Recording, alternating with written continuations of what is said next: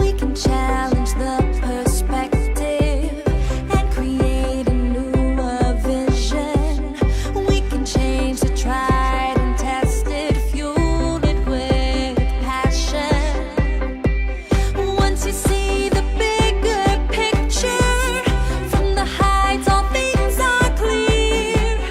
Over and beyond the obstacles, we'll create a better world. We can find a better way for a brighter tomorrow. We can find a better way to self-serve and lead each day. We can find a better way to better the example with passion for the best.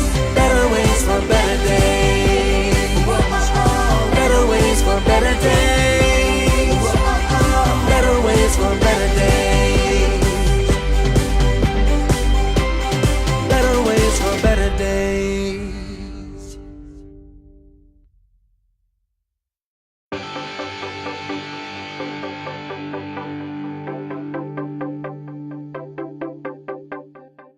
We come from so many places, so many parts, so many faces. We walk so many paths, and yet our way is one. With passion we can bring together all the possibilities. Whoa, oh, whoa, oh. Through the world of avoidees, we can find a better way for a brighter tomorrow. We can find a better way to self-serve and lead each day. We can find a better way to better the example with passion for the best. Better ways for better days. Better ways for better days. Better ways for better days. We can challenge the perspective and create a newer vision. We can change the tried and tested, fuel it with passion. Once you see the bigger picture, from the heights all things are clear. Over and beyond the obstacles, we'll create a better world. We can find a better way for a brighter tomorrow. We can find a better way to self-serve and lead each day. We can find a better way to better the example with passion for the best. Better ways for better days. Better ways for better days. Better ways for better days. Better ways for better days.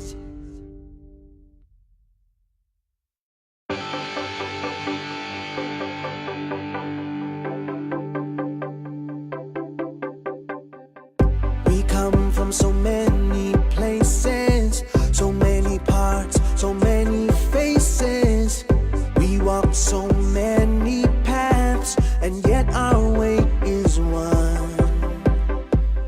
With passion we can bring together all the possibilities. Whoa, oh, whoa, oh.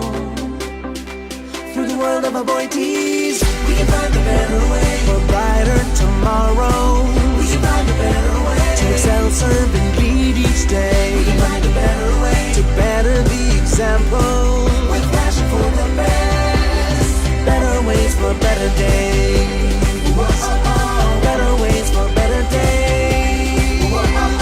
Better ways for better days. We can challenge the perspective and create a newer vision.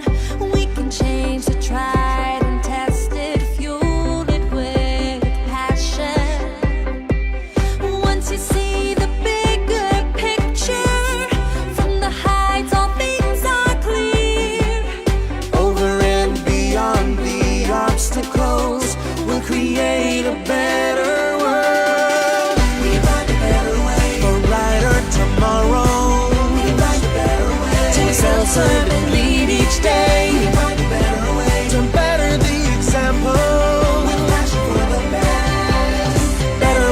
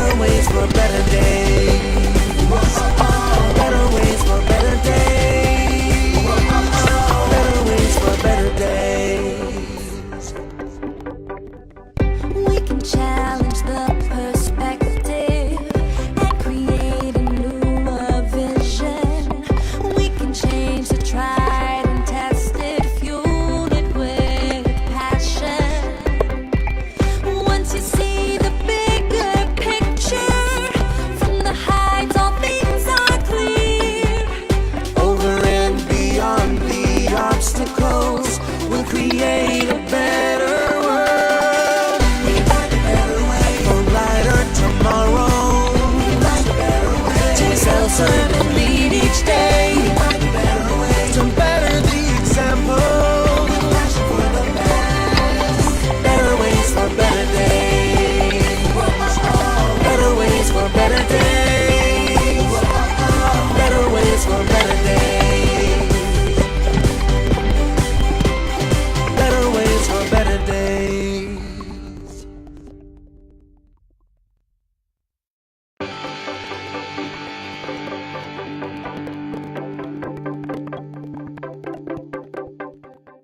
We come from so many places, so many parts, so many faces. We walk so many paths, and yet our way is one. With passion we can bring together all the possibilities. Whoa, oh, whoa, oh. Through the world of avoidees, we can find a better way for a brighter tomorrow. We can find a better way to excel, serve, and lead each day. We can find a better way to better the example. With passion for the best. Better ways for better days. Better ways for better days. Better ways for better days. We can challenge the perspective and create a newer vision. We can change the tried and tested, fuel it with passion. Once you see the bigger picture, from the heights all things are clear. Over and beyond the obstacles, we'll create a better world. We can find a better way for a brighter tomorrow. We can find a better way to excel, serve, and lead each day. We can find a better way to better the example. With passion for the best. Better ways for better days. Better ways for better days. Better ways for better days. Better ways for better days.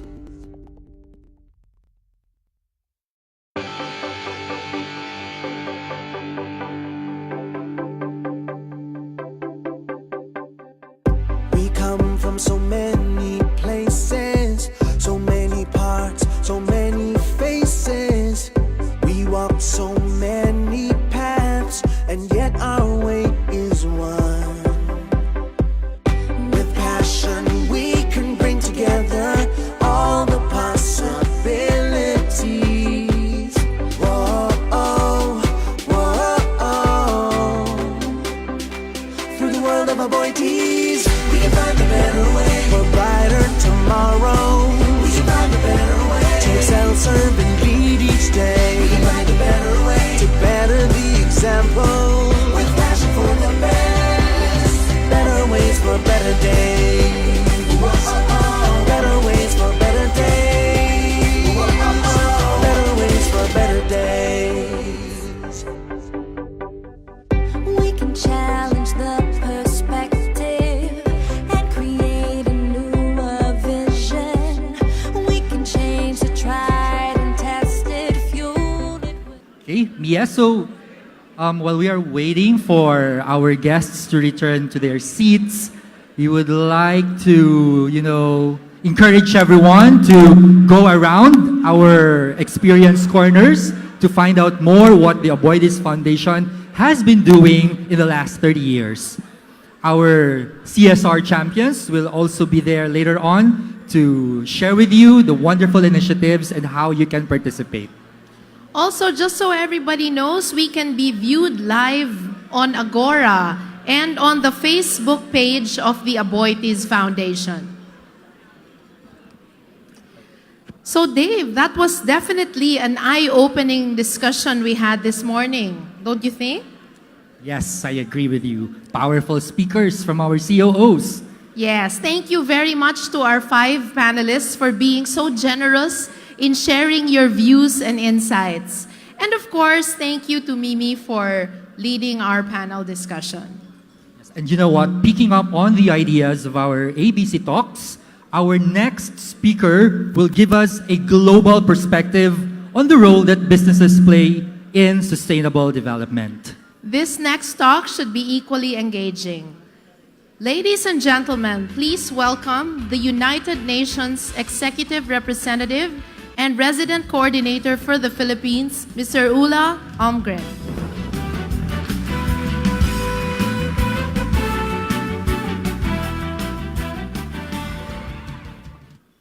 To the senior leadership of the Aboitiz Group, the organizers, thank you for this opportunity. Ladies and gentlemen, good morning. I am delighted to be here and to represent the United Nations at this inaugural Aboitiz Advancing Business and Communities Summit.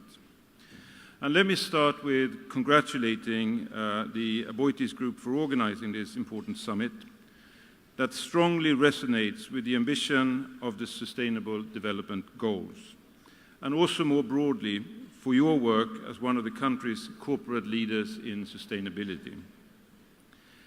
As I'm sure most of you are already aware, I feel a little bit as if I'm preaching to the choir here.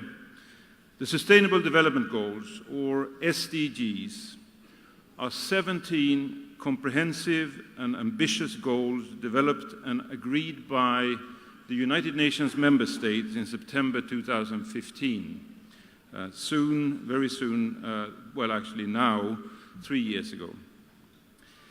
They form a new sustainable development agenda that we call Transforming Our World, the 2030 Agenda for Sustainable Development, and that is now guiding global development priorities and actions for the coming 12 years, what's left between their inception in 2015 and the end date into 2030. So in the just over a decade that we have left before 2030, we collectively vow to build a better future for all people by tackling major challenges, including the eradication of poverty, hunger, gender inequality, income inequality, and as well as tackling the effects of climate change. The SDGs are a universal agenda.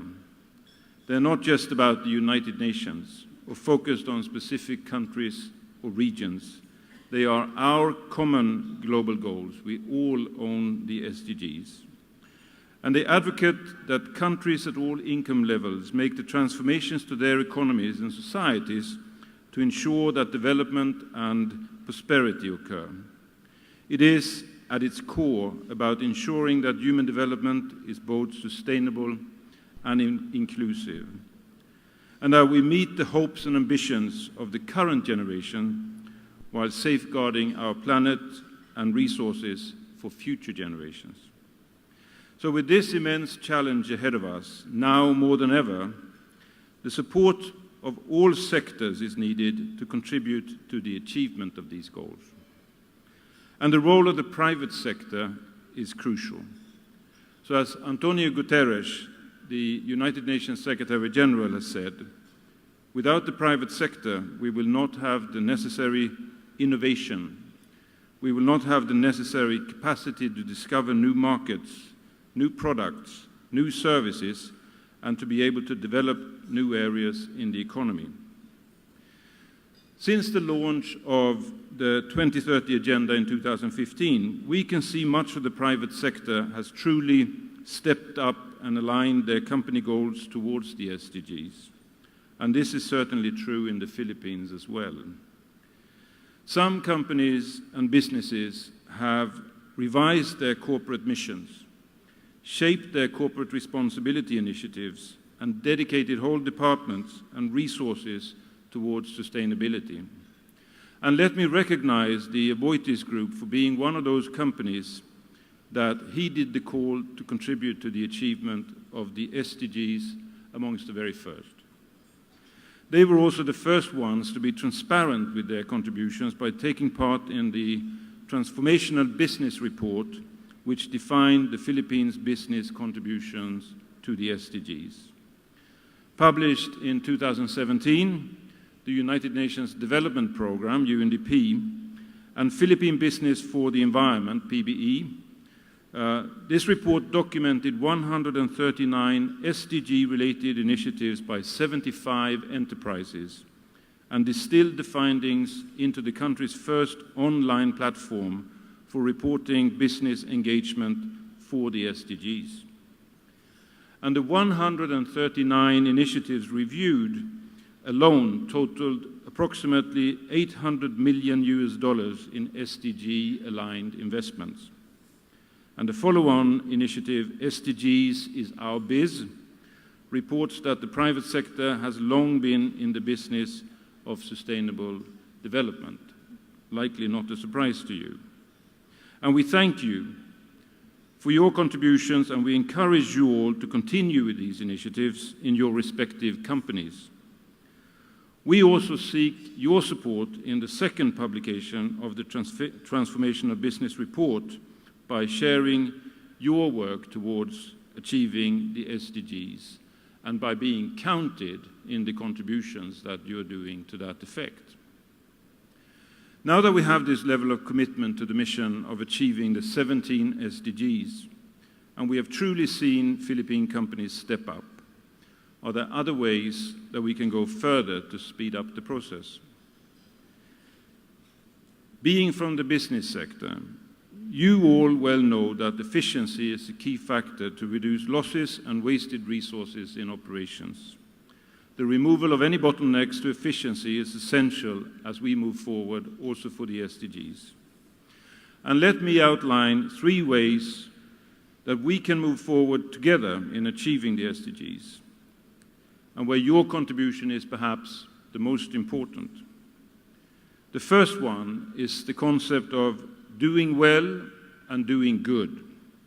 And this means making healthy financial returns whilst also making a significant contribution to achieving the SDGs. It translates not only to aligning your company's sustainability initiatives to the SDGs. Those sustainability strategies are often compartmentalized into one part of the company's overall portfolio. Instead, it means trying to find real synergies between these development goals and the company's core business operations, your core business strategy. It is about internalizing and centralizing the SDGs to your businesses. Sound inclusive models can deliver higher socioeconomic value for communities and are an exciting opportunity for the private sector simply because it's good for business. A variety of commercial returns, market entry, market share, secure supply chains, product line innovation, competitive advantage, all help to build market value, as you know very well. Lord Mark Malloch Brown, who was a former United Nations Deputy Secretary General, explained that the core theme of the Business and Sustainability Development Commission's report, called Better Business, Better World, and if you haven't seen it, it's easy to find on the web, is that development should be central to business activity because it eventually leads to sustainable profits. Business leaders need to strike out in new directions to embrace more sustainable and inclusive economic models for both profit-making and social impact. The Better Business, Better World report states that aligning business strategies with the SDGs is worth at least $12 trillion by 2030 and could generate up to 380 million jobs by then. And these revolve around 4 economic systems: food and agriculture, cities, energy and materials, and health and well-being. There's a massive market incentive for companies who can offer SDG-relevant technologies and solutions through sustainable and inclusive business models. The largest opportunities we've found lie in 12 areas, and the 2 largest, accounting for more than a quarter of the total value of the opportunities, are harnessing mobility systems, including public transport, circular economy in automotive, and electric and hybrid vehicles. And the second, new healthcare solutions. Clean energy is also a major theme, incorporating both expansion of renewables and carbon capture and storage, and related supporting opportunities such as energy storage and grid interconnection. Healthy lifestyles are important across systems, with opportunities including activity services, switching diets, tobacco control. We are planning to prepare a Better Business, Better World report for the Philippines in the near future, which will outline the SDG economic return for businesses and the specific hotspots where investment can generate greatest growth. And this report will hopefully be of much use and interest to the local business community. And we, of course, count on your support in developing this, because we believe that you see these opportunities much more clearly than we can. It's just a question of bringing them together and articulating them for everybody to have access. Now, secondly, the challenge for the private sector will be to move towards inclusive and sustainable business models, going beyond the concept of philanthropy and voluntary corporate social responsibility, and do so without undermining profitability. Some companies, whether big or small, are already fully integrating sustainability in core business operations and value chains, as we've heard here this morning, so as to minimize negative impacts resulting from business activities on the society and the environment.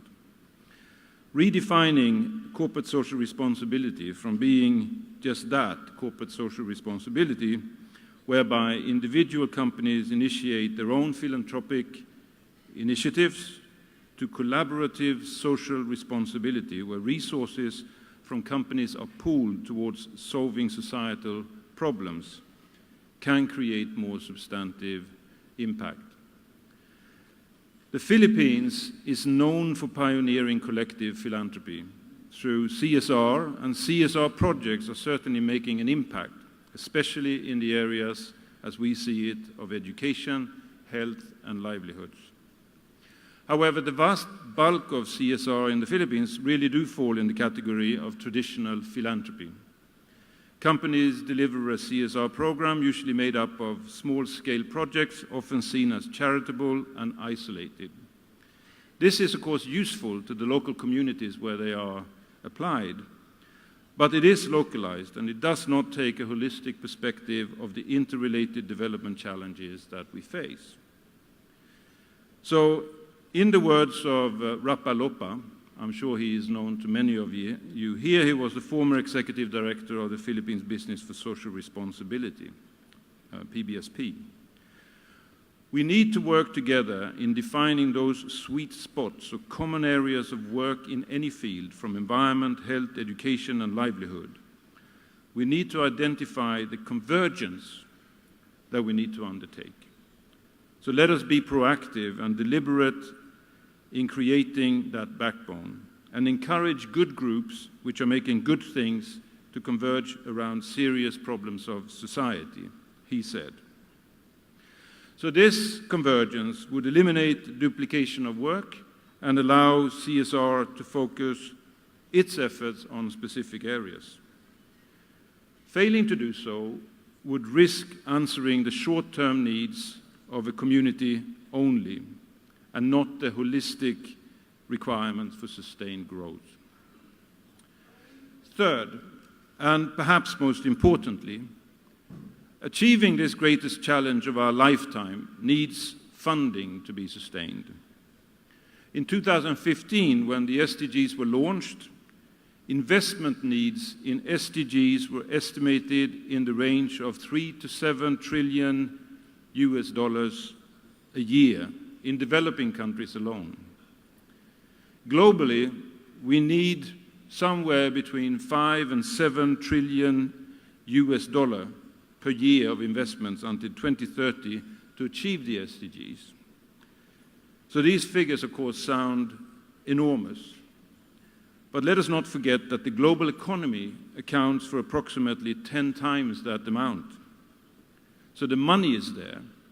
The question is, how do we funnel that resource? How do we channel that money towards the SDGs?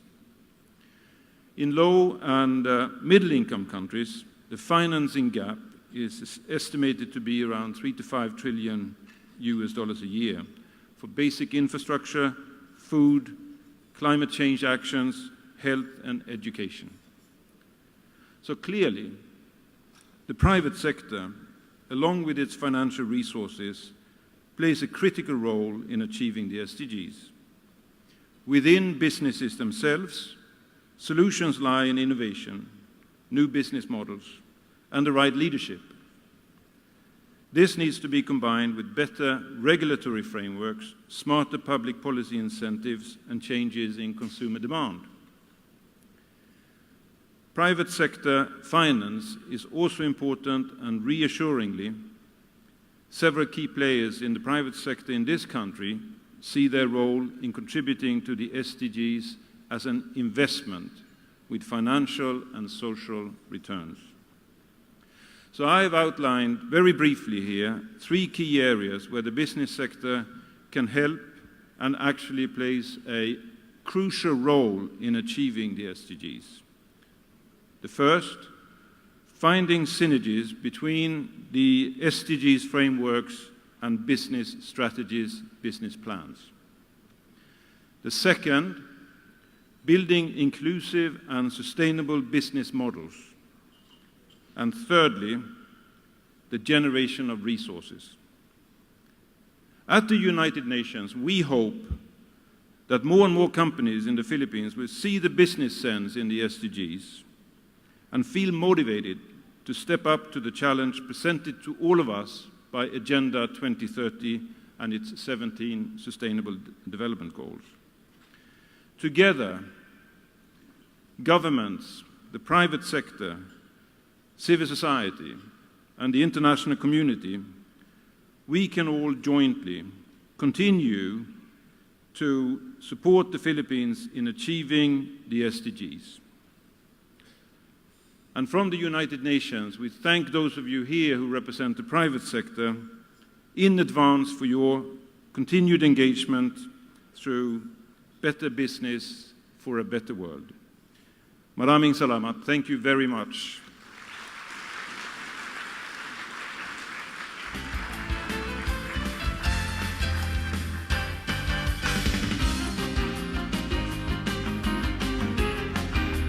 Thank you very much, Mr. Almgren. You will be happy to know that Aboitiz Group has aligned our sustainability programs and some of the projects to support the UN's 2030 Agenda for Sustainable Development. In turn, this enables us to contribute to the concerted global efforts in the areas of education, poverty reduction, climate change, responsible consumption, disaster risk preparation, and multi-sectoral partnerships. And on a personal note, Mia, if you can see this pin, which Mr. Almgren pointed out, this is the UN SDG pin. At this point, we would like to acknowledge the presence of some very important guests. BDO Foundation and League of Corporate Foundations Chairman, Mr. Mario Daquito. From the DENR, Undersecretary Rodi Garcia. From the Office of the Cabinet Secretary, Undersecretary Dr. Gloria Mercado and Penpen Libres. From the Office of the Local Government of Taguig, Mr. Rene Lopez. From the Philippine Business for Social Progress, Mr. Ray Laguda. From NAC, our Weather Philippines Platinum Partner, Mr. Dennis Zamora. From the Philippine Disaster Resilience Foundation, Mr. Bill Luz and Mr. Butch Maley. From Go Negosyo, Ms. Jingay Ontiveros. From the Department of Agriculture, Undersecretary Attorney Ranibay Dilangalen. Okay, so we also have our partners from the other companies like CARD, from the GRI, the League of Corporate Foundations, Magpie, and WNI. Welcome to the ABC Summit. For the next panel discussion, we have invited special guests from our country's top companies to share how they are embedding sustainability into their business approaches. And to lead the panel discussion, let us all please welcome award-winning broadcast journalist and host of ANC's Head Start, Ms. Karen Davila.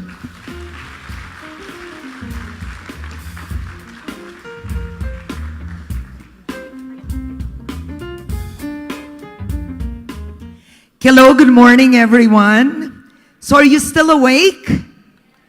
Get coffee.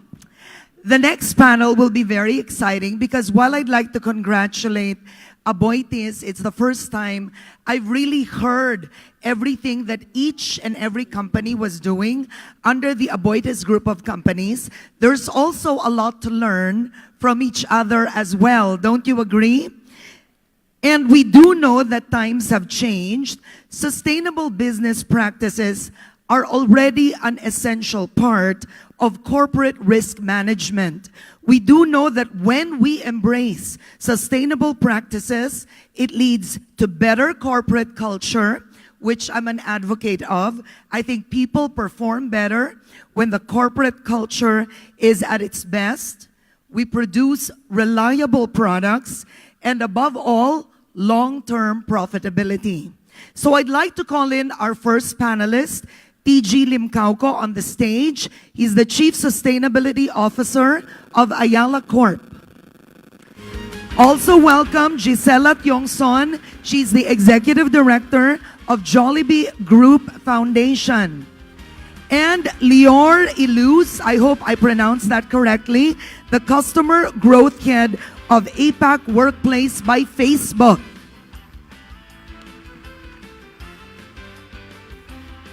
And I think first we'll be hearing from TG. Do you have a speech or a PowerPoint?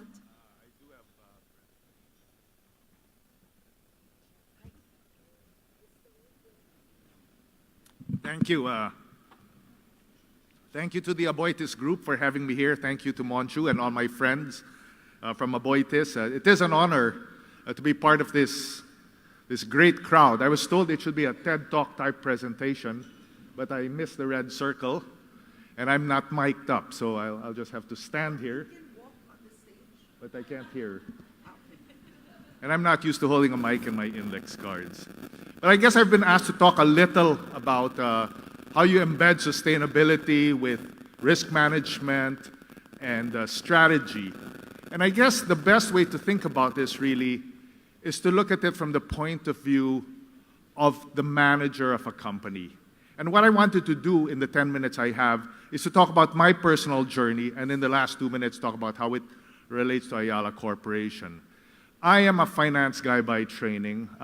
The Chief Sustainability Officer title in my name really is an adjunct. I'm really the Chief Finance Officer. And like many of you, my training here is finance. I'm a frustrated lawyer. I wanted to be a lawyer, but my father wouldn't hear of it. And so what I've done really is all my training has been about creating shareholder value. And I've never really paid attention to sustainability. I've never been an environmentalist. I'm not a Greenpeace. In fact, one of my favorite jokes before when my kids were very small, and this is a joke, please the press here, this is a joke.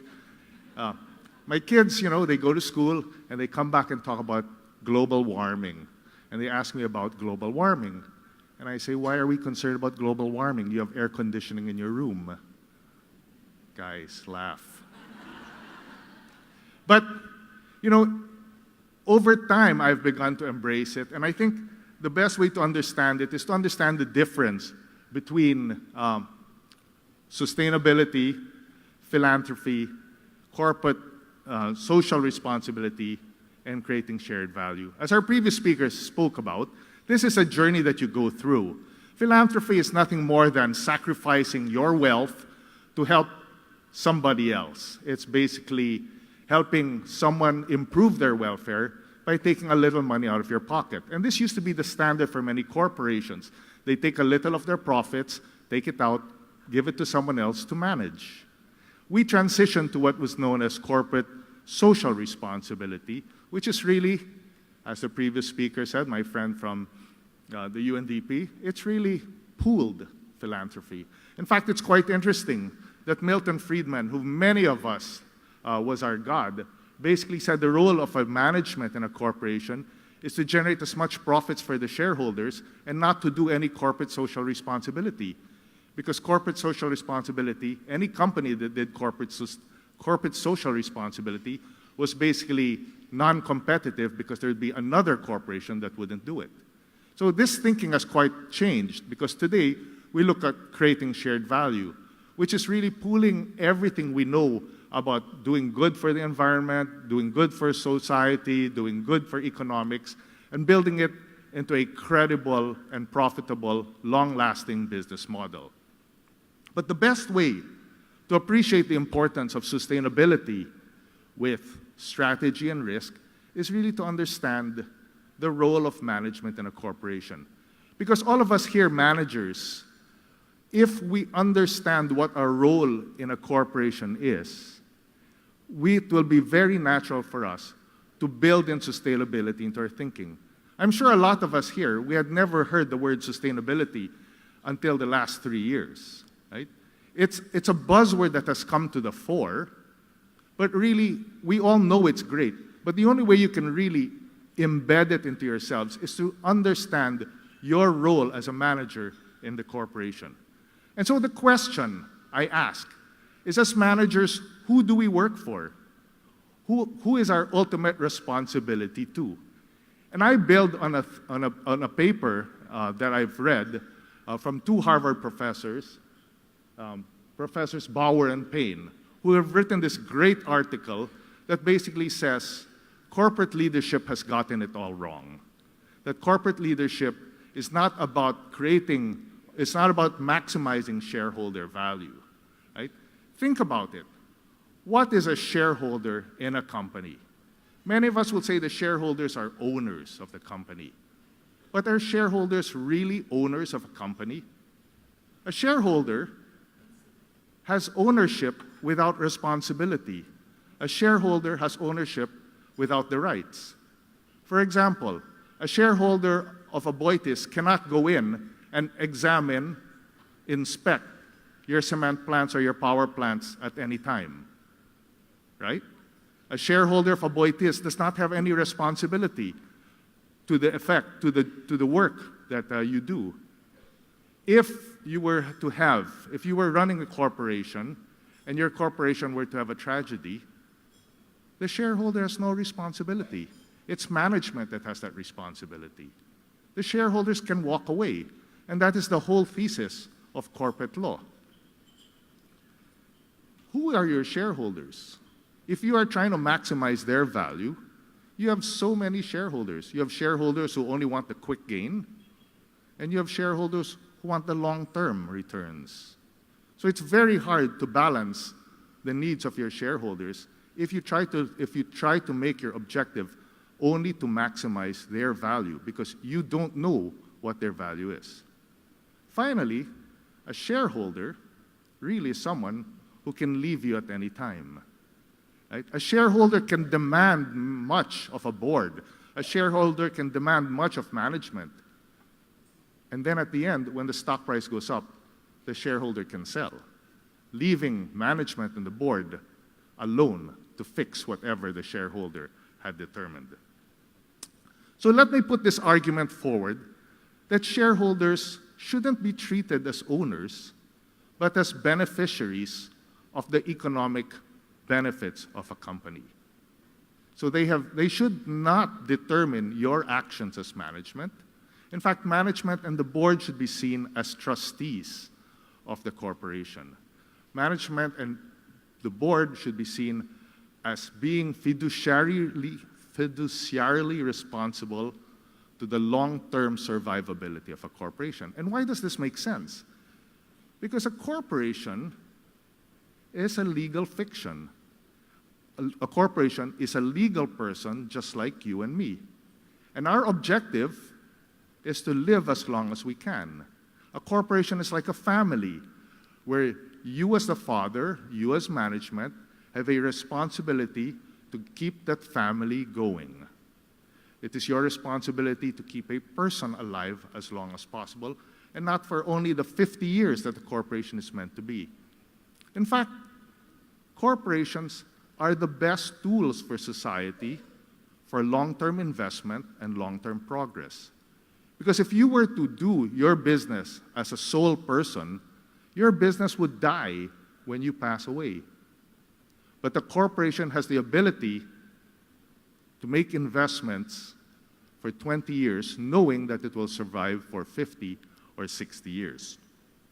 And therefore, the responsibility of management is to ensure the balance between the needs of the shareholders who provide the capital, the employees who serve the corporation, the customers who provide the revenues to the corporation, the suppliers who provide the inputs, and the society for which it lives in.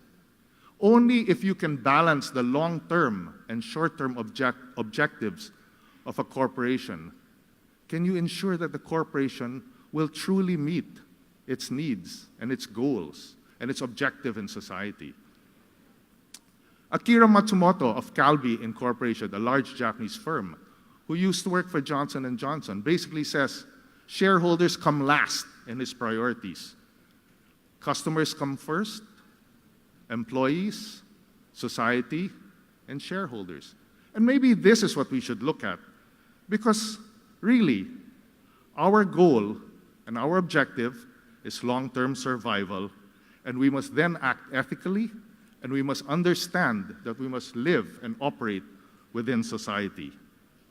At Ayala, we have really integrated this thinking into our strategy. We only look at businesses that fulfill one of three needs. We ask ourselves, does the business address an unserved or underserved need? We ask ourselves, are we able to do the business in a new way, in a different way, and in a better way? And we ask ourselves, will this business improve people's lives? That's the simple basis for our strategy at Ayala. In short, we are not doing a business to solve a problem. We are finding problems to solve and building businesses around that. And I think if you go into that mindset, you then begin to build a truly sustainable business. In terms of risk, what we do is we force our BUs to think about it. And we've adopted the 17 Sustainable Development Goals of the United Nations. Every year we publish this, well, 2 years now we publish this, and we intend to publish this every year. We list up the 17 SDGs, and we tell our BUs, we don't have to address all 17. But let's look at the 17 which we face, which we meet, and let's talk about it. We measure it, we report it, and we do it each year to see our improvement. In 2018, we have agreed with all our CEOs that we will set measurable goals that they will commit to.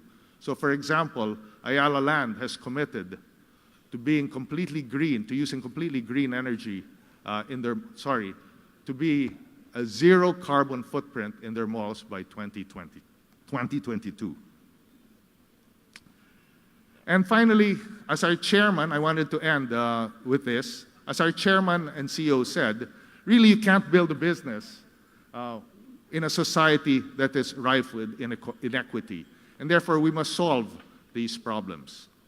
It's wonderful to be here because, as I was telling Monchu, there really are two organizations, two business groups in the country that really believe in this, Aboitiz and Ayala.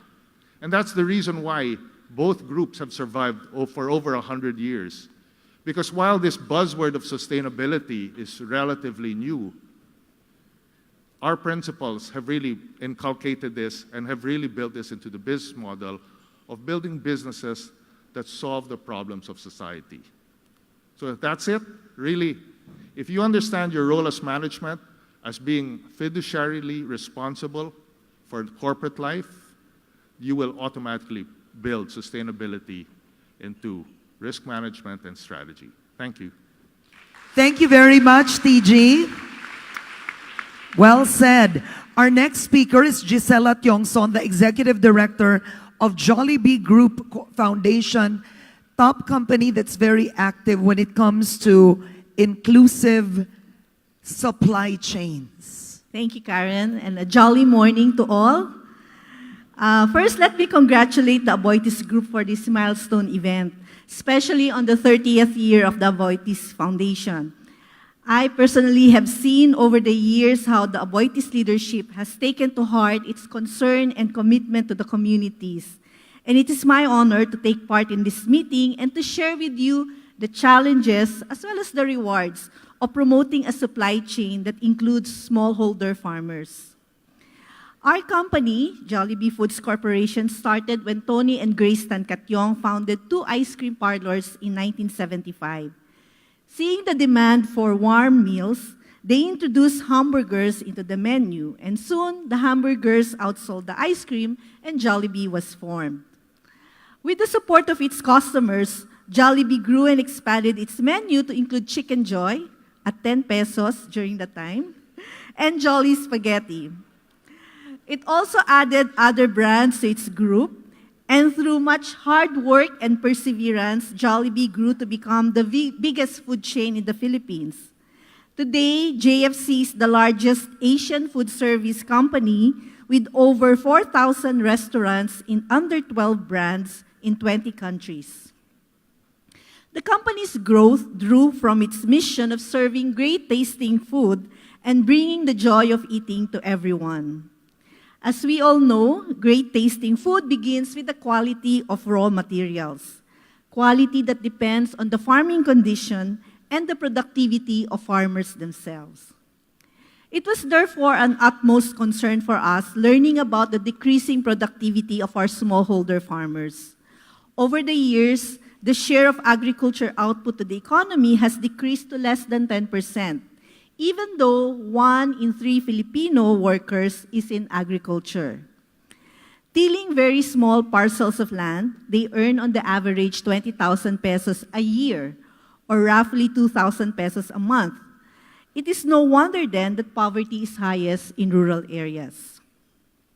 Concerned about this reality, our chairman, Tony Tancatyong, thought that the most sustainable way our company can help rural communities is if we align with the strengths and expertise of JFC.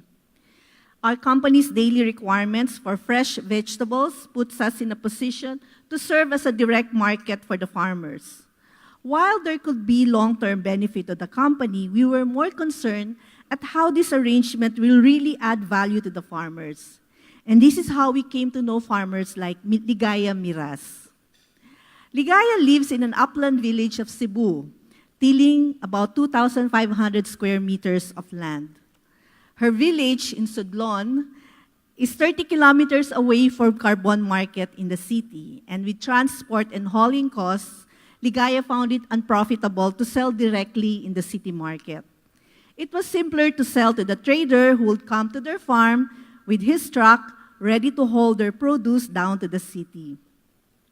But this system has its own challenges. Traders are in no way obliged to pay the farmers upon hauling. And similar to a consignment arrangement, a trader will only pay Ligaya for the volume that gets sold in the market. And because vegetables are perishable, those unsold are left to rot, ending up as lost sales for Ligaya.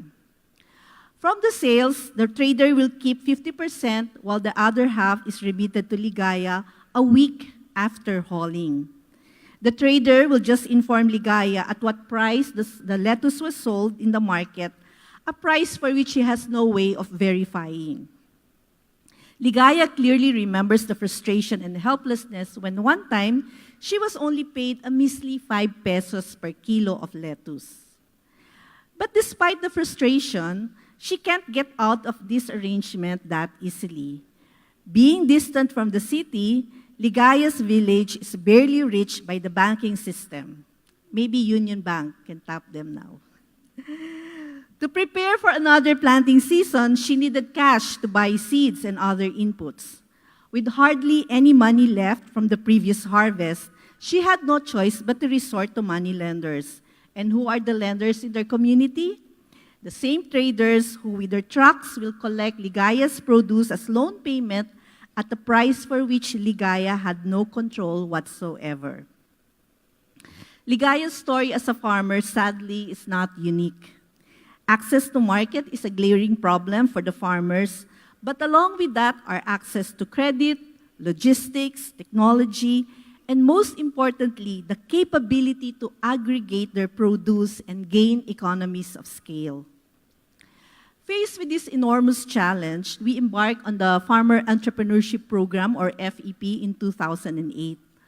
Our intention was to help reinforce the inherent entrepreneurial capacity of farmers to directly supply JFC. To beef up our capacity for on-the-ground implementation, we trained a host of like-minded partners from local government units, cooperatives, and microfinance institutions so farmers can learn agro-entrepreneurship. Ligaya, for example, joined the Lamak Multipurpose Cooperative, a JGF partner.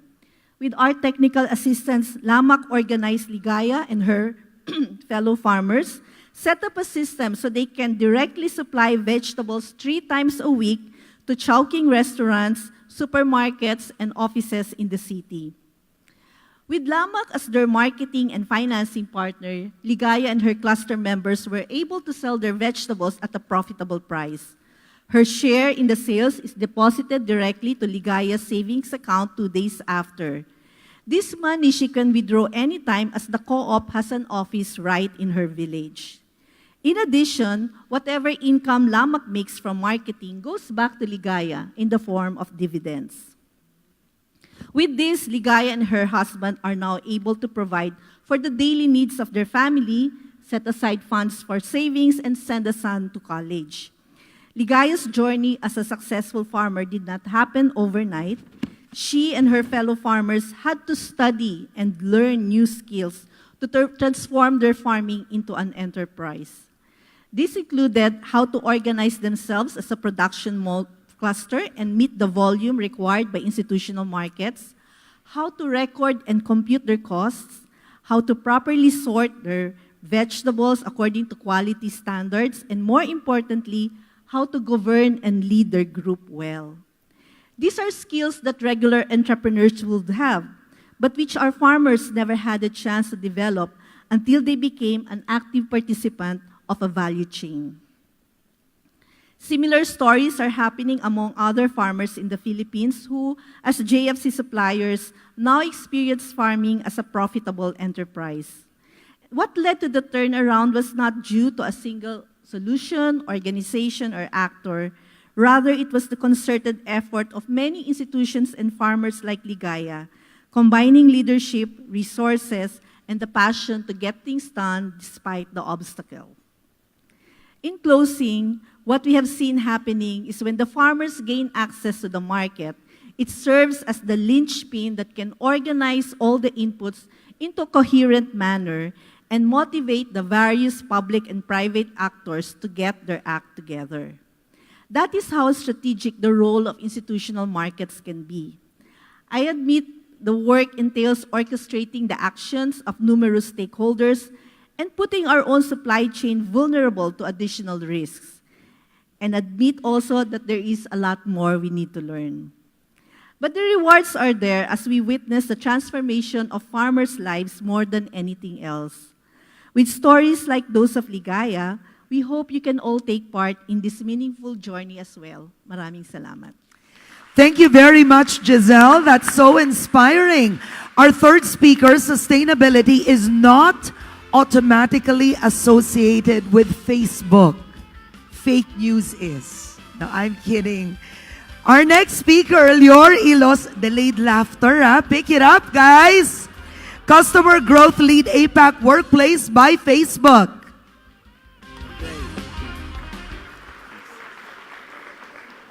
Okay, can you hear me? Oh, wonderful. Good morning, everyone. My name is Lior, and I'm a part of the Workplace by Facebook team based out of Singapore. First of all, I'd like to thank the Aboitiz family and the Aboitiz group of companies for inviting us to present today and for organizing this event. In the next 10 minutes, I'm going to try and share about how we in Facebook perceive sustainability as a company and how we see connecting people related to that. Facebook as a company has been always growing really fast. In the last 2 years, since 2016, our company has grown from almost 17,000 employees to over 30,000 employees as of this day. We're based out of over 50 offices around the world, and I myself have over 70% of my colleagues in workplace based out of offices outside of Singapore, like Sao Paulo, Tokyo, India, Australia, and many others. This creates a very unique challenge when it comes to maintaining the company culture and continuing a sustainable approach when it comes to growing the organization. Because of that, we try to tackle sustainability from 4 main aspects. The first one is our data centers. We in Facebook own the data that we provide to our clients and partners. We have always tried to create innovation in the data centers we have, and as of this day, Facebook's data center are 38% more energy efficient and 80% more water efficient than standard databases across the world. The second aspect comes to our offices. We build and maintain our offices in a way which keeps in mind various sustainability aspects. For one, we put in mind the environment when we put emphasis on recycling, saving on water waste, helping employees with transport to the office to prevent multiple single cars driving to the office, and even installing solar panels on some of our offices around the world to have renewable energy. The third one, as I've just mentioned, renewable energy, is about clean and renewable energy. As of today, over 50% of Facebook's facilities around the world are 100% renewable and clean energy. And we have a target by 2020 to reach 100% of our facilities, including our data centers and offices, to be 100% clean and renewable energy. The last aspect, which I'll talk a bit more about today, is about sharing and connecting. In building innovative solutions around our data centers, we've found new ways of saving costs, wasting less money, and reserving energy. And instead of keeping that knowledge to ourselves, we chose to share it with the rest of the world so that other companies can build data centers and facilities in a way which is more efficient and sustainable for the rest of the world. We also share our HR practices with the rest of the world so that others can learn. The second aspect when it comes to sharing and collaborating is the fact that we help companies transform into communities and better collaborate internally and externally about sustainability and other aspects of their business. So we understand that as a business, connecting with others and helping share with other companies, trying to pass the slide here, thank you. We understand that connecting with other companies and sharing with them is critical for creating a sustainable society and ecosystem. And before we help other companies communicate more efficiently, we had to ask ourselves, how do we create a sustainable company? How do we allow ourselves, can you please, thank you, one back, thank you. So how do we connect people in the organization in a way that is sustainable?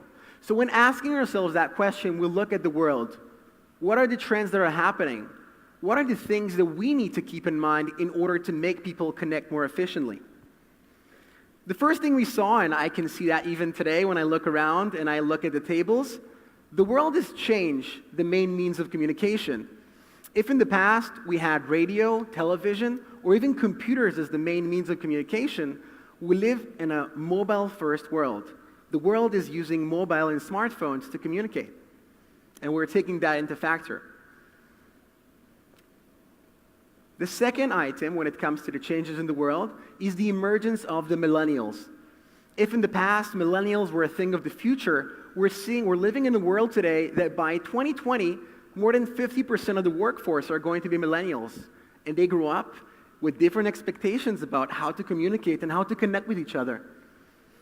And the last thing we're seeing when it comes to the trends in the world is that technology is changing faster than ever. If in the past it was enough to send a text to someone, 6 years ago that wasn't enough, and you need to send a picture, even if you're on a business trip. And then 2 years ago, even a picture wasn't enough. This event is being broadcast live in a Valdez group and externally. We live in a world where if you're not broadcasting live, if you don't have solutions that are innovative and new and disruptive, then you can stay behind, as some of the speakers before me have mentioned very intelligently. And because of these trends, we in Facebook started communicating and launched a tool called Workplace. Workplace is a private Facebook for organizations to work with and collaborate, both internally and externally. In Facebook, I'm so happy to say that I don't use email. I don't need to. I don't use other messaging apps as well. All I use in my daily communication when I wake up in the morning and when I go to sleep in the night is using Workplace, collaborating with my team members and with other companies outside. So how do we in Facebook use Workplace for CSR and sustainability? 2 examples. One is having live sessions with our leaders in the company. We have a live Q&A with Mark Zuckerberg every Friday, but we also have, like the example behind me, a live Q&A about sustainability. We have a director of sustainability at Facebook who conducts sessions and helps us understand the company's vision, but is also open-minded to hearing questions and getting inspiration from employees' questions. The second example is about reducing the carbon print. In Workplace, there's an ability to automate processes using bots. We in Facebook use over 108 bots to automate processes we have. One of these processes, like the example behind me, is the interview process. Every time before I interview a candidate, 15 minutes before the interview, I'll get a ping on my Workplace telling me, here's a link to the candidate's CV, here's a link to the job description, and here's a link for you to fill in your feedback after the interview is finished, reducing the need to print any paper through this process. The second out of 3 aspects I'm going to cover is the fact that we've launched Workplace for Good. Workplace for Good is an initiative in which we provide and help NGOs and educational staff use Workplace Premium for free. And as you can see behind me, some of the leading organizations in the world are already using Workplace for Good for free. Here's a short 1-minute video about how Facebook and other educational organizations are using Workplace.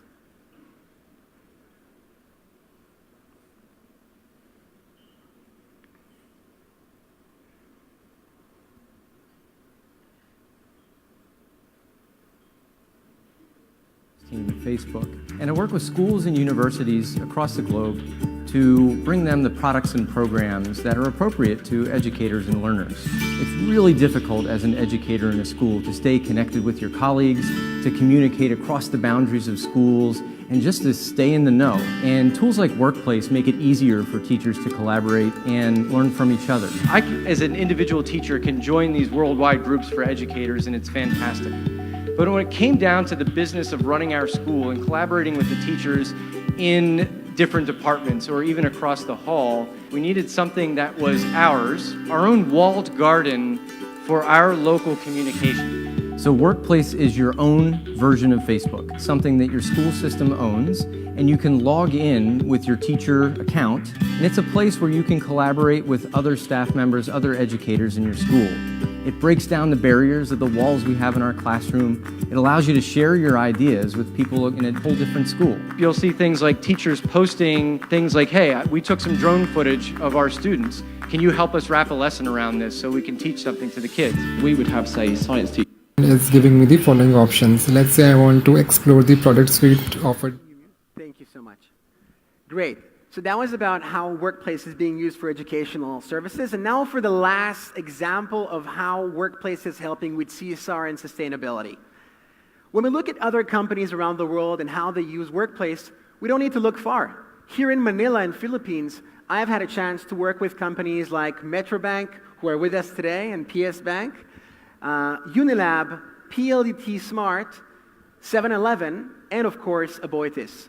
When we look at examples of how companies use it, the first example that comes to mind is a leading insurance company that has now helped cut all the travel that their agents had to do to the offices by automating the process of insurance policy digestion in the system. So instead of having to drive for 1 hour each way to give papers that are signed by the client, they now use Workplace to open the app, choose the right policy, take the picture of the papers, and they're done. No more cars driving, no more gasoline burning for papers being filed. The second example comes from an airline called VistaJet. Vista Airlines were trying to find ways to save costs, but also have more sustainable solutions. One day, one of their financial leaders asked a question on Workplace to all the employees and the staff members in the field of how they could save costs and become more sustainable. What they found is that one of the guys who was cleaning the airplanes, who didn't even have an email until Workplace, answered very politely saying, "Every day when I clean the airplanes, I see that we throw a lot of half-full wine bottles because people come to the airplane, they pour one glass, and they go home. Why don't we make the bottles half the size?"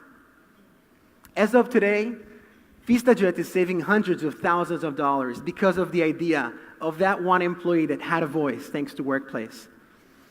The last example I'd like to share before I finish is from Aboitiz Group. In Aboitiz Group, there are many companies in your group.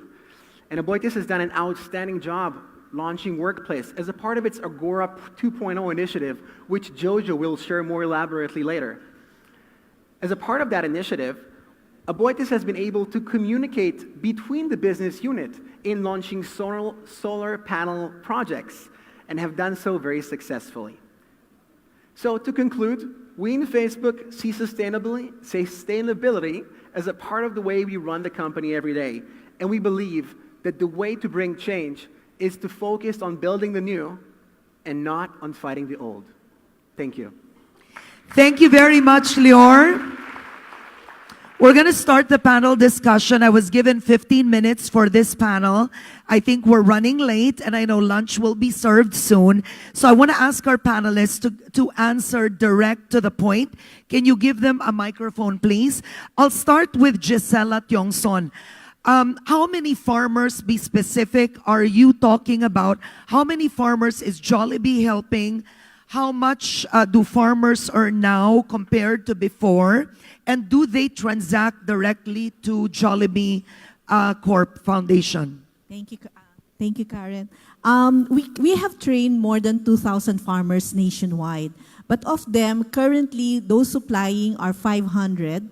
We started with one onion co-op in Nueva Ecija. Now we have 15 farmer cooperatives supplying not just onion, but also salad tomato, bell pepper, hot chili, and calamansi. The rate of the expansion is actually very much dependent on the partners that we have on the ground, because we don't do the direct organizing of the farmers. It is the local institutions that do it. So what we do as partners is we train the farmers so that they get to sit now in the negotiating table with the company. So we don't take part in the actual business transaction. It's really giving them the Why enough don't you tools. get it directly from the farmer? Why? Why not? Yeah. You said you're not part of the business transaction. No, we're not part. I mean, our role is developmental. Our role is an enabler. Yeah. But in terms of the transaction of business between the farmer and the company, it's between them. So that's what we try to also insulate the foundation and the partners from the business transaction. But what is the mantra of Jollibee, given the fact that vegetables have risen by 19% lately? Yeah. And in fact, there's a problem in terms of inflation. You have importation as the solution coming from government. Are you committed that regardless of the cost, that you will stick to those Their cost. So it's very clear that when they present their buy offer to the company, there's a profitability embedded in it. And what we try now to negotiate is, look, this is how the others are also doing it. To what extent can you become more efficient? And that's why the work is not only in terms of organizing, but also giving them access to new technologies so that they can also become more efficient in their production. Okay, TG, Ayala's been one of the leaders. I mean, earlier on, it professionalized in the 1970s. One could say it's ahead of the game in terms of even World Economic Forum values and of the 17 Sustainable Development Goals of the UN. I'm curious, how many is the priority of Ayala in terms of fulfilling those SDGs? Well, Karen, it's not about fulfilling. It's looking at these 17 tiles and seeing which ones we impact. We're not saying we're going to do all 17, but what we use it for is a great framework to align the businesses and to measure what we're doing. So each BU is being tasked to pick only 3 or 4 to focus on. We're not saying every BU has to tackle all 17. Yeah. But pick 3 or 4 that you will align yourselves, that you will focus on, and that's the way we're going at it. Okay, is the mantra in Ayala when you go through the process, cost saving first, and if it's sustainable, then good for everyone? No, in fact, that seems to be the thinking of a lot of people. But I think for us, it's really about building a sustainable business first, and then making sure that it's a profitable business. Because if your business is not profitable, then it's not sustainable, right? I think people think about sustainability always as environment. It's more than just environment. It's about making sure your employees are taken care of, your suppliers or customers are happy, that your shareholders are happy, which means you've got to make sure there's profitability, there are returns, that your governance is right. Okay. You also mentioned that by 2022, all the Ayala malls will be carbon neutral. How is that possible? Will this mean that it will, frankly, electricity will cost more when you enter Ayala? What specific changes will you be doing to make it carbon neutral? Well, I think the first thing that we do is we set a goal, and it's an ambitious goal, but I think the thinking is unless you set ambitious goals, you never get there. So the big goal is to be carbon neutral in all our malls, our commercial leasing business, by 2022. And the way they hope to achieve this, one is first to be more energy efficient, right? Make sure that we have open malls, not everything's air conditioned like Glorieta, like Greenbelt 5 and Greenbelt 3. Sorry. Second, after you get energy efficiency up, you then look towards purchasing renewable power rather than traditional thermal power. Okay. And then finally, to the extent that you cannot supply everything from renewable power, then you do carbon offsetting by reforestation and forest protection. So those are the three-pronged strategies that the Ayala Land Sustainability Group is going for to hit this goal by 2022. All right, Lior, you've introduced Workplace and Facebook being a service provider. I was quite impressed essentially with what you've presented in Workplace, but I'll be honest, what metrics do you have to really show that it's making a change? In other words, it is a service provider, so it'll have that feedback of teachers communicating with students or in the company communicating with each other. But what's the measurement of success when it comes to Workplace? Sure. Yeah. So, look, do you have specific metrics? Yeah. So, look, Facebook is an idealistic and an optimistic company by its way it was born. Because of that, and keeping in mind our belief in people, we think that by connecting the people within organizations, you bring the good out of them, and you make them work together towards a common goal. When it comes to how we measure sustainability or how you create a matrix around sustainability, I think that's a great question, and this relates to what each company wants to get with its sustainability strategy. No, but my question is Facebook. Do you have your own metrics? Of sustainability? No, in terms of success when it comes to Workplace, how do you know it's succeeding? Of course.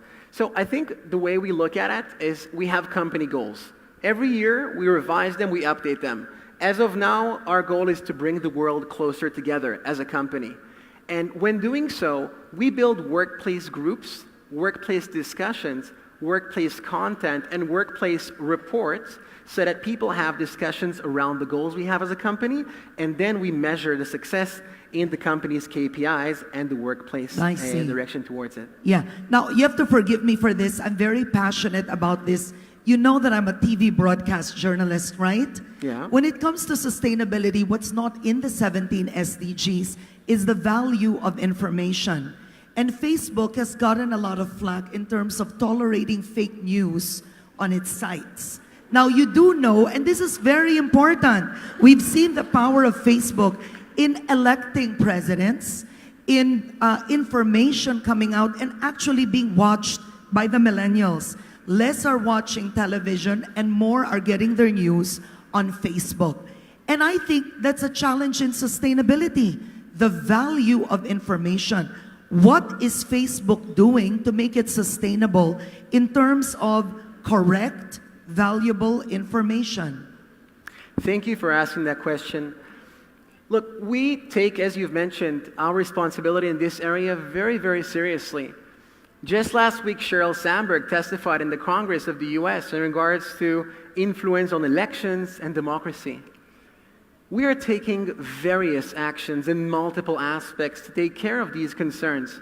One example could be given to the fact that we not only hire third-party auditing companies to check the facts of posts and content. Actually, you did in the Philippines. We have. Correct. Yes. But we've recently even launched a capability which uses image recognition to check whether a specific image, which was shared multiple times, had a small adjustment done to it. And then we automatically flag people who want to share it. Hey, this picture might have been adjusted from the real content you're trying to share. So this is just one aspect. Another aspect is making ads and the funding of ads more transparent so that we all as a collective can check who is funding the ads that we see every day and what are the target audiences that the ads that are being published are going towards. So there's many more things. I know time is short, so to conclude, we take this very seriously and we're taking a lot of actions, including having more than 20,000 people right now focused on improving the services and solutions we have in this area to make sure that you and the rest of us feel comfortable about Facebook's contribution to this area. All right, so we have 3 minutes left, and I want all of you to answer this. Is right now the impact to investors when it comes to following ESG guidelines has become more important than ever. In fact, listed companies who are seen not to follow ESG standards, you do have foreign investors pulling out of those companies. So it does show that right now, they just don't want it profitable. They want it sustainable, following environmental, social, governance guidelines. So perhaps each of your companies, can you share with the group here, what are you doing to ensure your investors, and what's important to your investors? What do they look at to stay in Ayala, Jollibee, and Facebook? And I hope you can be very specific. Thanks, Karen. That's a very great question because that's very top of mind today. What we've realized is you have this class of investors who are very focused on ESG. And there are two things they will look for.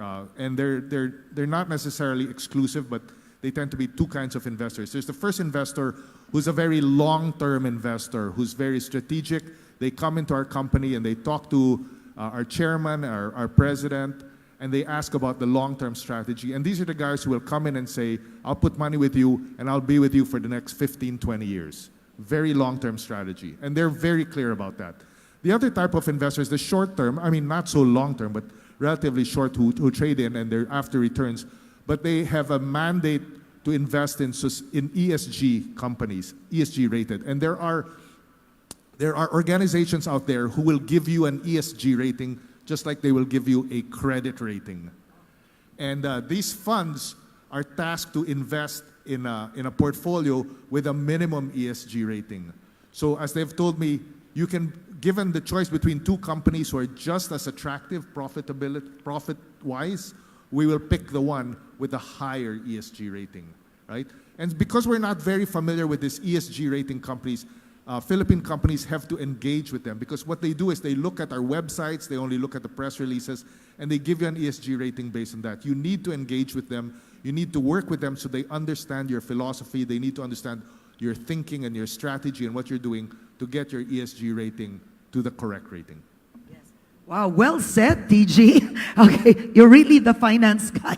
All right, Yeah. Giselle. Well, I'm not a finance guy, but I hear from our CFO that he himself is really being asked by a lot of these investors when he goes around and talk to them, and how corporate responsiveness to issues is becoming prominent. In our case, as TG said, you cannot be in everything at the same time, but we focus on areas where we think we can really maximize our strengths as a company, and that includes first of all, of course, is sourcing, and secondly is our customer care, and how do we make sure we really provide value-added products to them. Of course, our operations in the environment, both our plants and our restaurants, are all subscribing to that. We've been raised in several issues about our workforce, but that is also actually being addressed and taken to heart seriously. So I think it will be very difficult for a company like us to go global unless those things are actually really put in place. So I'm just curious, well, since I'm me, you are employing, is it 5,000 workers first and another 5,000 on the second tranche? You mean for the... Yeah. You just said, you talked about the workers. Yes. And I think that's part of the sustainability Right, model. right. And I think, because at first they were contractual, where's this, since you're here anyway and the press is here, what's the Jollibee latest news on it? Of course, I don't have the final Yeah. numbers for that, but just to clarify, it's really not about Yeah, contractuals. go on. It's really about working with service agencies, which is really part of the framework of the law, that there are some functions that can really be contracted out to service organizations. While there is a push now to really reconsider that, even if the law is not yet properly framed, we're actually looking into that already. Now, as to the numbers, I really cannot say, unfortunately. Very safe. Good. You can't be quoted. Lior, I think the best since, well, Facebook it's such a unique, it's revolutionary, let's face it. It's not mortar and brick, it's a maverick company. Perhaps your ideals in terms of environment, social governance, and even the 17 sustainability goals would be very different from like an Aboitiz or an Ayala or a Jollibee. Can you share with us, essentially, there are new innovations happening all the time. What is the most important mantra of Facebook to stay on even after Mark Zuckerberg, his kids, and their kids? Thank you. I think the core of our business is about connecting people. And when we look at how connecting people help with your question, I think we can just think of natural disasters like the typhoon we had this week, or other occasions where people needed help. People needed help to connect with their loved ones. People needed help with funding of projects that cost a lot of money, with food, with water. And I think Facebook invested a lot of time and resources in building tools that help people connect in those cases. In addition, we have projects like Internet.org and Aquila, which are focused around connecting people in rural areas and places where they don't have internet today. Just last week, I think, in India, a phone was launched, a smartphone that only cost, I think, $50, and we've invested in building an app version of WhatsApp so that people can use that phone to connect with their loved ones and stay in touch with them. So I think when you talk about our core business, we take this very seriously, and I've also mentioned earlier today about separate initiatives such as Workplace for Good we give for free, or such as the fact that we will be 100% renewable and clean energy by 2020, we take a very broad perspective on these aspects. All right, on that note, thank you so much. Can you give a hand to our panelists this morning? TG Limcauco of Ayala, Gisela Tiongson of Jollibee, Lior Ilos of Facebook. Thank you, everyone. Lunch will be served.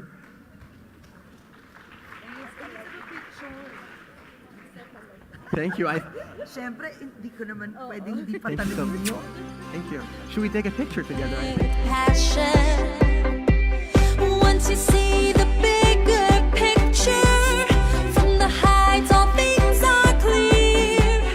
Over and beyond the obstacles, we'll create a better world. We find a better way, a brighter tomorrow. Hosting session.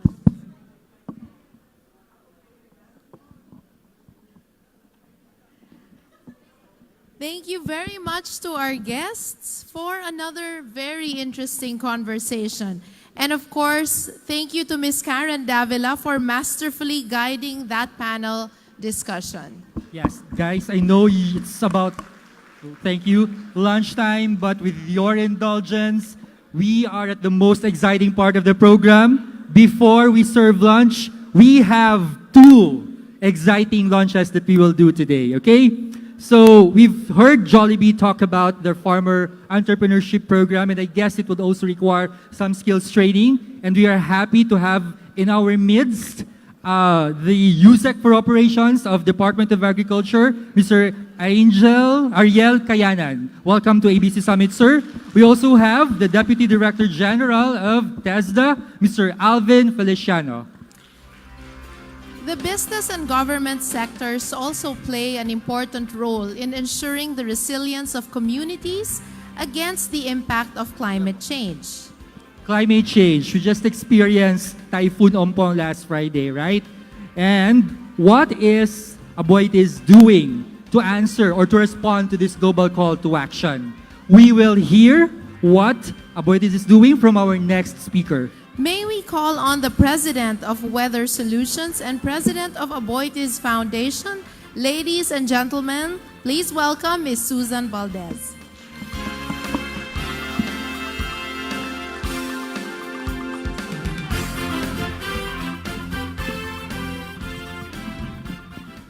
Good morning. It's not lunchtime yet. We have 2 more speakers and we're launching 2 apps this noon. So good morning, distinguished guests. We heard from Monchu and the first panel of speakers this morning that the Aboitiz Group's commitment to sharing with the less fortunate is a philosophy that traces its roots over 100 years ago. The Aboitiz Foundation institutionalized and continued the long history of social responsibility that is embedded in the heart of the whole Aboitiz Group. Today, we celebrate the Aboitiz Foundation's 30th anniversary. What better way to celebrate this milestone than by launching today the new Weather Solutions app? But before we showcase its features and functionalities, allow me to share the Aboitiz Group story in advancing business and communities by helping build a weather-wiser nation.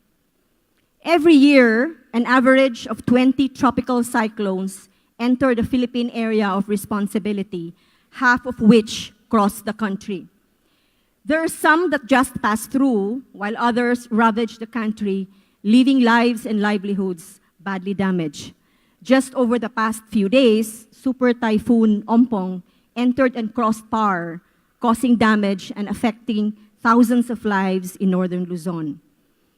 From the group's Corporate Social Responsibility, or CSR Fund, the Aboitiz Foundation and Union Bank established Weather Philippines Foundation in 2012.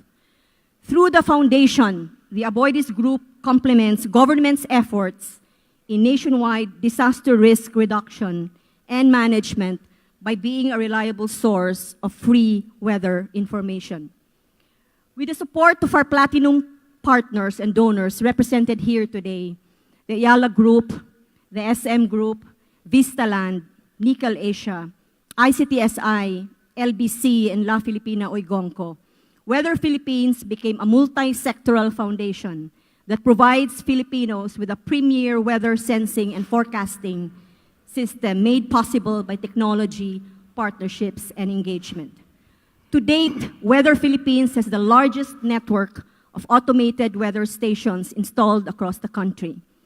With the help of our 587 partners from both the public and the private sector, including our platinum, gold, and service partners, and partner associations like Arise and Philippine Disaster Resilience Foundation, we have deployed over 800 weather stations nationwide.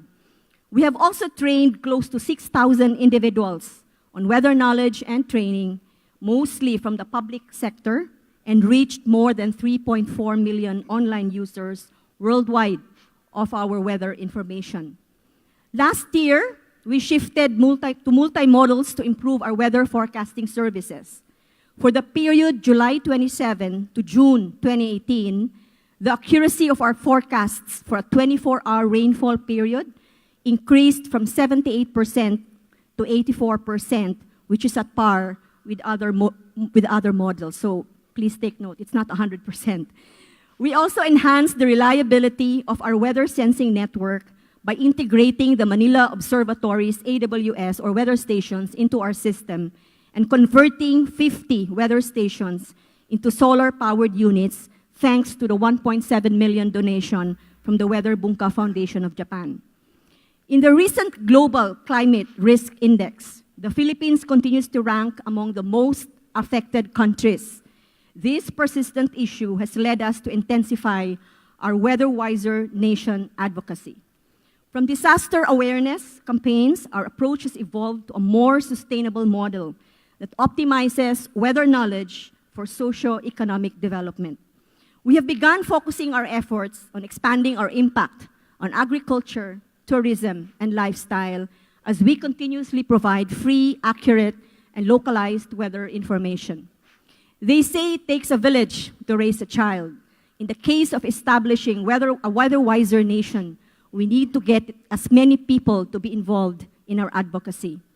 Our partnership with the Pilipinas Shell Foundation, President Ed Veron Cruz is here with us today, and the Department of Agriculture, especially the Agricultural Training Institute, will help build disaster-resilient farming communities. So by integrating local weather data into community-based farming practices, the project aims to increase and sustain agricultural productivity. Capitalizing on our digital presence, we push our online and social media content to highlight the relevance of weather in travel and lifestyle. We create more moment marketing posts, infographics, and animation videos on weather facts to keep people informed and engaged. Our public weather announcements on United Neon's e-billboards and our bi-monthly column in Malaya newspaper also help expand our reach. As part of our intergenerational approach to weather education, we have partnered with the Department of Education, City Savings Bank, and Knowledge Channel to include weather knowledge in the lesson plans of public schools and disaster risk reduction management activities. We believe that continuous reinforcement will shape the behavior and mindset of future generations towards weather. To reduce vulnerabilities and strengthen the capacities of communities nationwide, we have partnered with the Aboitiz Foundation, the various Aboitiz business units, the University of the Philippines Resilience Institute, the UP Project NOAA, and Philvox to conduct community-based disaster risk reduction and management training. Our training sessions with host communities of the Aboitiz business units produce enhanced CBDRRM structures and plans drawn by the participants themselves based on the hazard maps presented. Our alliance with the Philippine Disaster Resilience Foundation, we have Mr. Butch Mailey here and Bill Luz with us this morning, has also reached new heights. We incorporated our processes into PDRF's severe weather protocol, trained its extensive network of partners, and supported them in completing the world's first privately run National Emergency Operations Center in Clark, Pampanga. As a member of the Private Sector Alliance for Disaster Resilient Societies, ARISE, we have, of course, from SM, Liza Silario here with us, who heads ARISE. In partnership with UNISDR, we commit to share our weather knowledge and bring in meteorological expertise in support of the Sendai Framework for Disaster Risk Reduction 2015 to 2030. In recent years, we have shifted our CSR strategy towards truly bringing real positive and sustainable change in the lives of our assisted communities. To foster resilience and ensure that our efforts are sustained, the Aboitiz Group established Weather Solutions, a social enterprise that is the first of its kind in the country. While Weather Philippines Foundation seeks to help people understand and appreciate the weather's impact on people's everyday lives through our Weather Wiser campaign, Weather Solution aims to fill the massive gap in the country's delivery of weather services specific to businesses. All profits generated by Weather Solutions will be donated to the Weather Philippines Foundation, which will then enable us to sustain our operations and continue our mission of helping build disaster-resilient communities for a weather-wiser nation. The launch of Weather Solutions in 2017 stemmed from the realization of the significance of weather in business value chains. Knowing weather patterns enables an organization to make the right decisions at the right time, maximize opportunities, and mitigate risks and enhance financial performance. As the first weather-centric social enterprise in the country, Weather Solutions offers available, historical, and real-time weather data forecasting and consulting services to organizations across various industries. We are currently developing a weather platform with APIs, which will serve as the springboard for data analytics, artificial intelligence, and Internet of Things to connect other weather service providers and targeted commercial and business customers. The group will be holding its first hackathon this November, where startup companies, developers, and students will convene to come up with tech-based business solutions through our existing platforms and APIs. Dubbed as Decode Tomorrow, the hackathon brings together all business units of the Aboitiz Group to not only harness the power of technology as a driver of innovation, but also to build our digital talent community. To create industry-specific solutions, Weather Solutions has embarked on a collaboration with the world's largest private weather service company, Weather News, Inc. Koro-san is here with us today. In retail, for example, knowing what products to sell at certain periods can help businesses better address seasonal customer demand. For air, land, and sea transportation, accurate weather information helps in predicting weather disturbances that impacts routing and passenger safety. We are inspired by how W&I has made a positive impact in the lives of people. We are inspired by how the weather company, now owned by IBM, has partnered with Salesforce, insurance companies, and other businesses to make weather an integral part of decision-making in the day-to-day lives of individuals and in running their businesses more efficiently, more effectively, and most of all, more safely for its customers. One of the recently engaged partners of Weather Solutions is SN Aboitiz Power. Currently, SNAP uses Weather Solutions' real-time and forecasted data to quantify rainfall patterns and determine how much input will be available in the watershed and hydropower plants. Meralco has also signed for a one-year subscription to Weather Solutions' historical, real-time, and forecasted data across 12 locations to use in electricity demand forecasting. Weather Solutions also provides consultancy services to the Philippine National Red Cross for its ongoing project named Forecast-Based Financing in the Philippines, closing the gap between disaster risk reduction and emergency relief. So this is a 36-month project that aims to contribute to reducing humanitarian consequences to extreme natural events on the population of high-risk areas. To broaden its reach, Weather Solutions has also partnered with ABS-CBN News Channel, ANC, for the Filipino cable television network's daily weather reports, and with Signal TV for an hourly live update from our studio during the recent Typhoon Ompong. So we are launching today a new and better weather app with improved user interface to provide better user experience.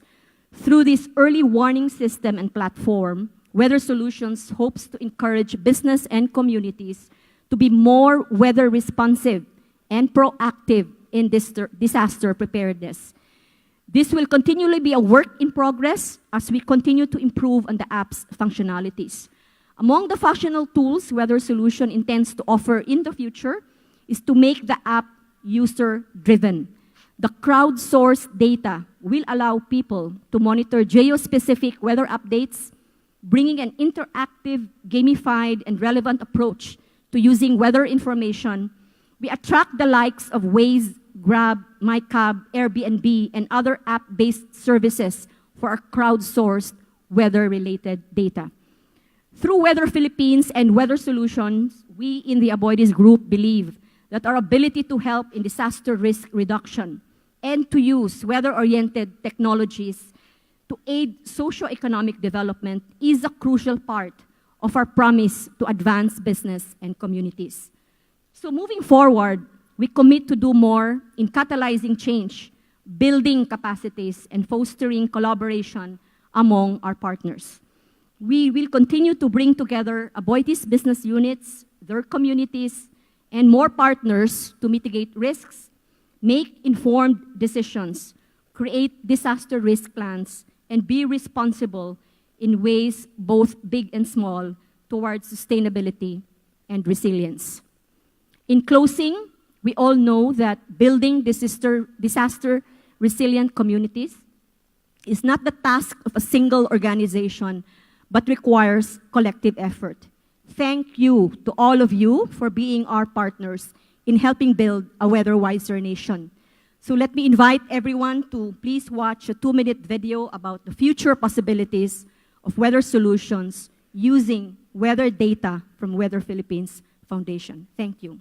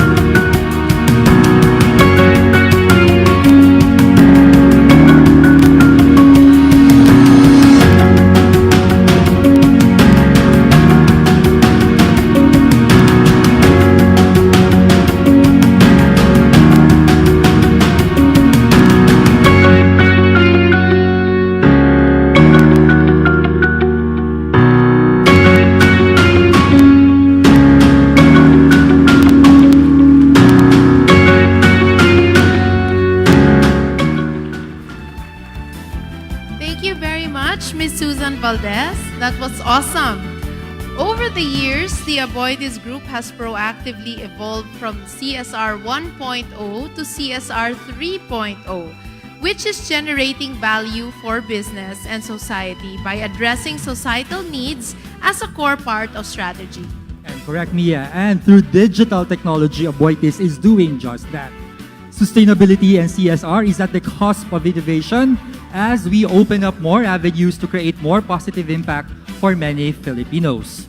So, to share more about these exciting digital thrusts, we would like to call on AEV's Chief Digital Officer, Mr. Jojo Gingaw.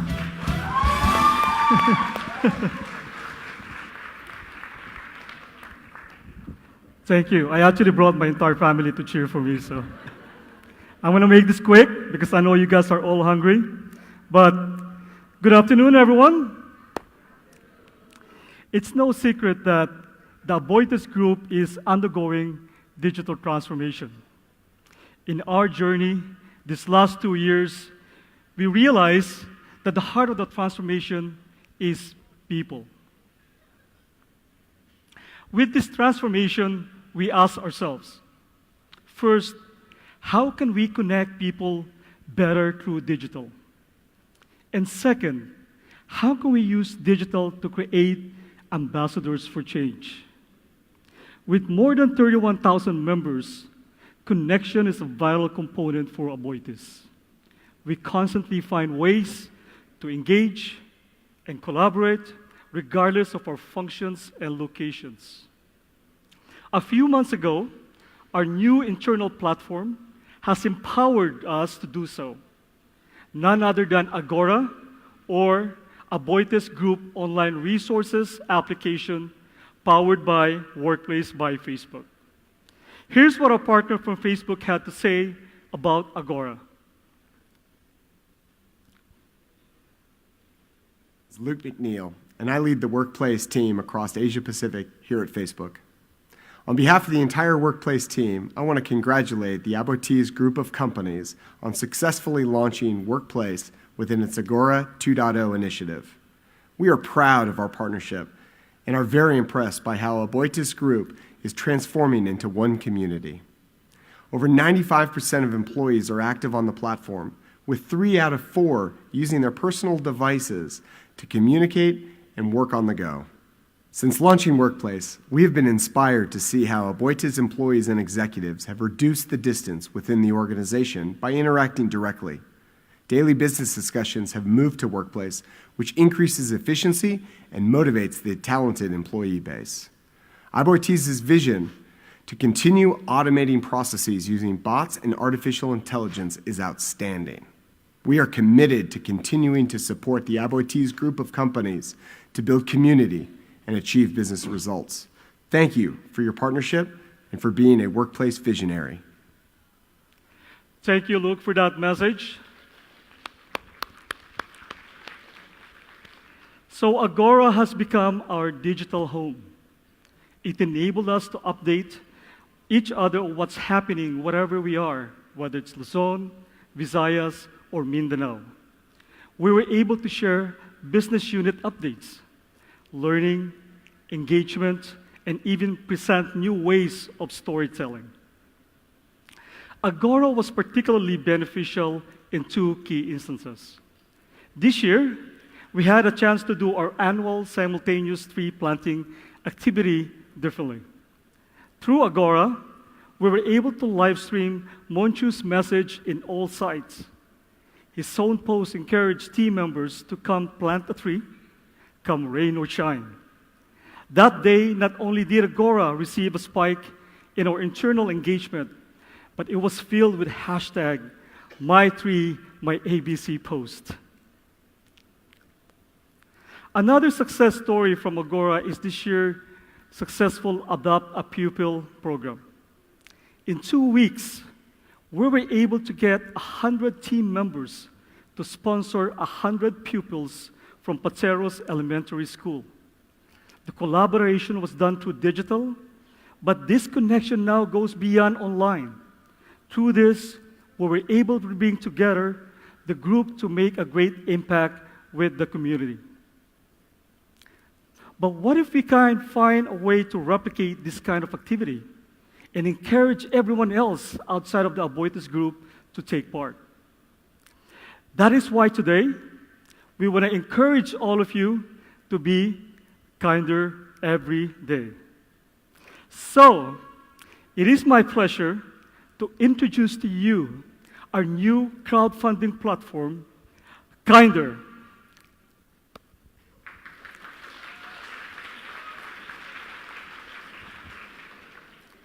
Kinder is a fundraising site where anyone can start and manage campaign, engage with supporters, and support important causes. Kinder enable us to be agents of social progress. Every one of us can help uplift lives and help people. With Kinder, you will be able to take part in social causes that are interesting to you. Interested in educating street children? Or interested in promoting a greener environment? Just visit kinder.aboitis.com and take part in this movement.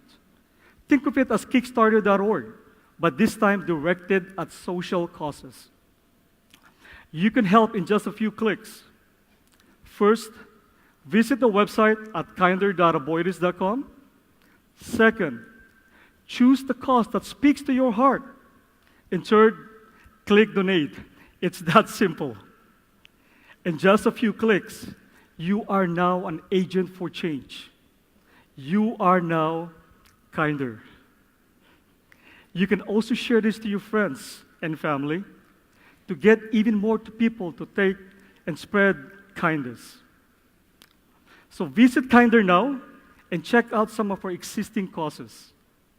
For example, one of our causes called Kotita Feeding Program enables you to address malnutrition among pupils.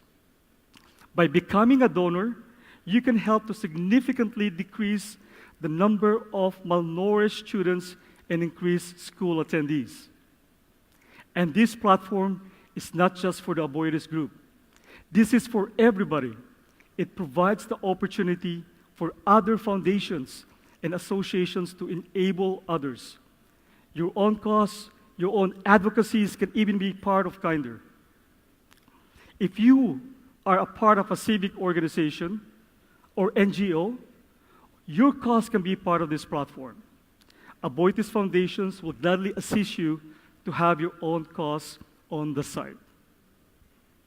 To sum it up, digital and technologies are enablers for sustainability within your organizations and then outside your organizations. With Agora, powered by Workplace by Facebook, we engage and spread the message of ABC to our team members. And now, with Kinder, we want to enable everyone to use these connections for a greater cause. Choose the cause that's interesting to you. Donate, and it's time to be #Kinder every day.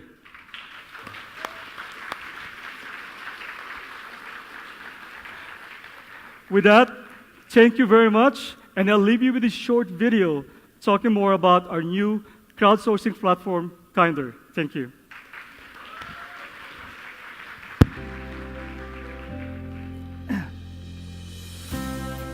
Today, I wake up to a new day, not knowing what this day will hold. Sometimes it's hard to get by, but I am reminded of the things that push me forward. The people who give me that little boost.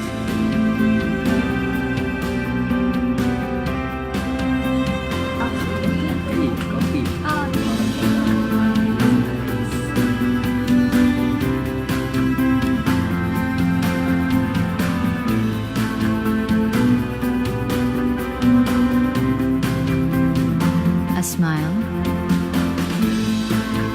a helping hand.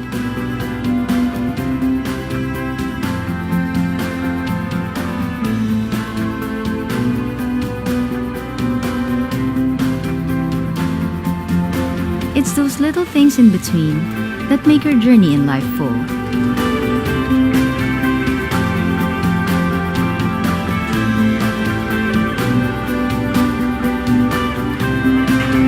And if we help each other,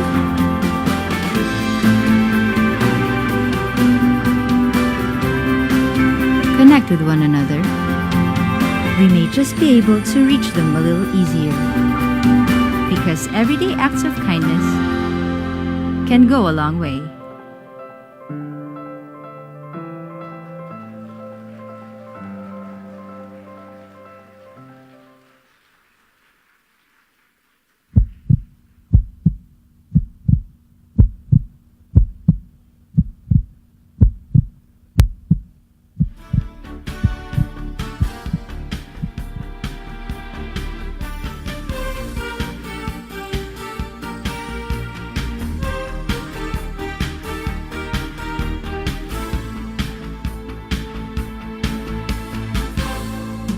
Thank you, thank you very much to Ms. Susan Valdez and Mr. Jojo Ginghao.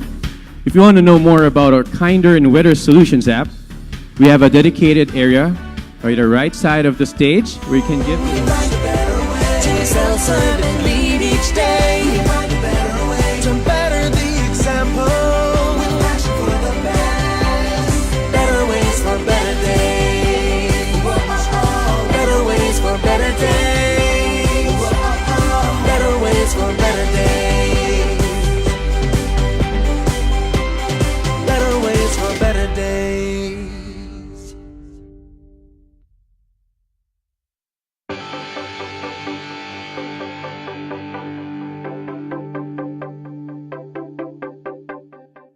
We come from so many